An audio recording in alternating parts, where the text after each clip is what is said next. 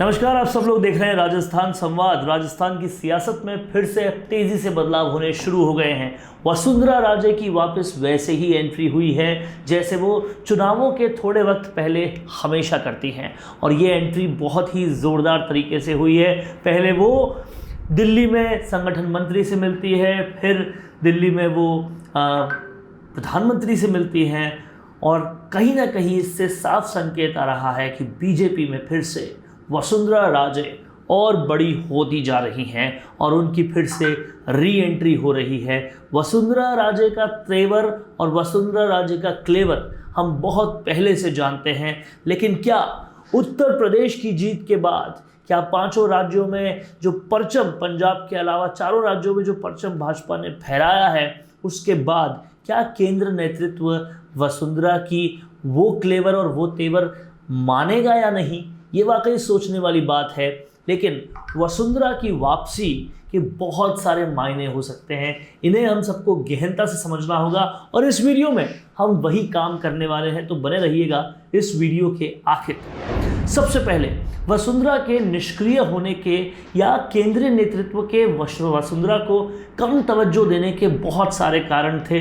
उन कारणों को समझना हमारे लिए बेहद ज़रूरी है। सबसे बड़ा और सबसे इम्पॉर्टेंट कारण जो रहा वो ये रहा कि कहीं ना कहीं वसुंधरा राजे पूरी तरह से अपने ऊपर ही सेंट्रिक हो जाती हैं और केंद्र नेतृत्व की बातें बहुत कम मानती है। कुछ लोग उन्हें ज़िद्दी भी कहते हैं, और उस वजह से ये सुनने में आता है कि केंद्र नेतृत्व, खासकर मोदी और शाह, वसुंधरा राजे को कुछ खास पसंद नहीं करते।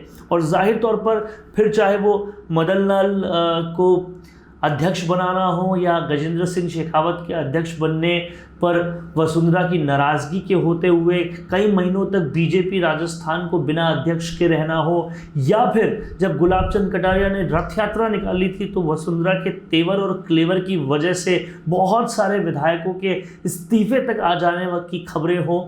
इससे साफ तौर पर पता चलता है कि वसुंधरा राजे पूरी तरह से जब अपने पर आ जाती है तो राजनीति में एक ज़िद्दी कहलाती है। इसलिए कहीं ना कहीं शायद अमित शाह और मोदी पसंद नहीं करते उन्हें। ये बात काफ़ी पहले से लगातार चलती आ रही है। और दूसरा एक आरोप जो वसुंधरा राजे पे लगता है सबसे बड़ा, वो ये है कि कहीं ना कहीं उनकी मुख्यमंत्री गहलोत से एक मेल जोल या एक मिली भगत है जो शायद केंद्रीय नेतृत्व को बिल्कुल भी पसंद नहीं है, और उसकी वजह से कई सारे घाटे भुगतने पड़ते हैं बीजेपी को।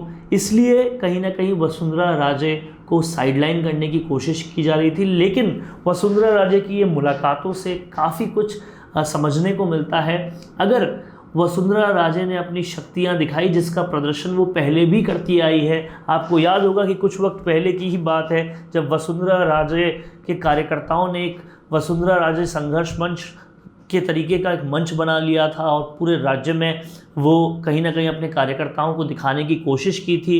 उससे पहले हाल ही में एक बहुत बड़ी जनसभा वसुंधरा राजे ने कर अपनी पॉपुलैरिटी, अपनी लोकप्रियता दिखाने की कोशिश की थी। इस तरह से शक्ति प्रदर्शन वो करती आई हैं। उससे पहले वो रथ यात्रा कर चुकी हैं और गुलाब चंद कटारिया की रथ यात्रा रोक चुकी हैं। तो इससे साफ तौर पर समझ में आता है कि वसुंधरा राजे कहीं ना कहीं फिर से उस जिद पर आकर और अपनी ताकत दिखाकर वापस से राजस्थान में बीजेपी का चेहरा ना बन जाए, क्योंकि इस वक्त केंद्र नेतृत्व गजेंद्र सिंह शेखावत और दिया कुमारी को ऐसी ही खबरें सुनने में आ रही है सियासी गलियारों में कि इन दोनों को राजस्थान बीजेपी का मुखिया या मुखड़ा बनाने की पूरी तरह से कोशिश कर रहा है। ऐसे में वसुंधरा राजे का इनसे मिलना वाकई एक बीजेपी में बड़ा चेंज ला पाएगा या नहीं, ये देखने वाली बात होगी। लेकिन हाँ, अब सियासत में वसुंधरा राजे ने एंट्री मार ली है, ये बात पक्की हो चुकी है, और अब सियासी मोड़ कई किस्म के होने वाले हैं, बहुत दिलचस्प होने वाले हैं। कांग्रेस में अगर अशोक गहलोत वर्सेस सचिन पायलट है, तो बीजेपी में Vasundhara versus Satish Poonia, Vasundhara versus Rajendra Rathore, Vasundhara versus Gajendra Singh Shekhawat, बहुत कुछ हो सकता है। गुलाब चंद कटारिया भी कुछ रिएक्शन दे सकते हैं, दिया कुमारी भी कुछ रिएक्शन दे सकती है। तो इन सब को हमें देखना होगा, बारीकी से देखना होगा और समझना होगा राजस्थान की सियासत में महज जब 18 महीने बच रहे हैं चुनाव के, तो किस किस्म के परिवर्तन आते हैं। और क्योंकि भाजपा में सबसे ज़्यादा पॉपुलर, सबसे ज़्यादा लोकप्रिय वसुंधरा राजे है, इसमें कोई दो राय नहीं है। तो ऐसे में अब क्या कुछ किया जाता है, क्या कुछ होता है, ये वाकई देखने वाली बात होगी। अपने इंटरव्यू के जरिए लोगों को अपने और अपने काम के बारे में बताने से बेहतर और कोई तरीका नहीं हो सकता। और वो इंटरव्यू अगर ऐसे चैनल पर हो जिसमें प्रदेश के 2,70,000 से भी ज्यादा लोग सब्सक्राइबर्स हो, तो आपकी आवाज को बुलंद होने से कोई नहीं रोक सकता।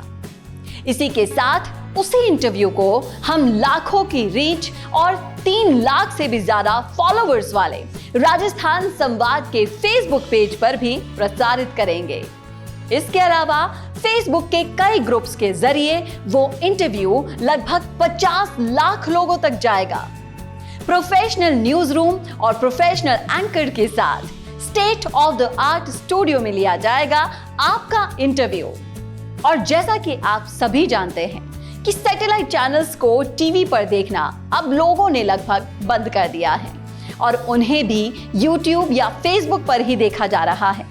तो इससे बेहतर क्यों ना आपका प्रचार एक डिजिटल चैनल पर ही हो, जहां पर आप ज्यादा से ज्यादा लोगों तक भी पहुंच पाए और जो सिर्फ आपके बारे में बात करे, किसी और मुद्दे के बारे में नहीं।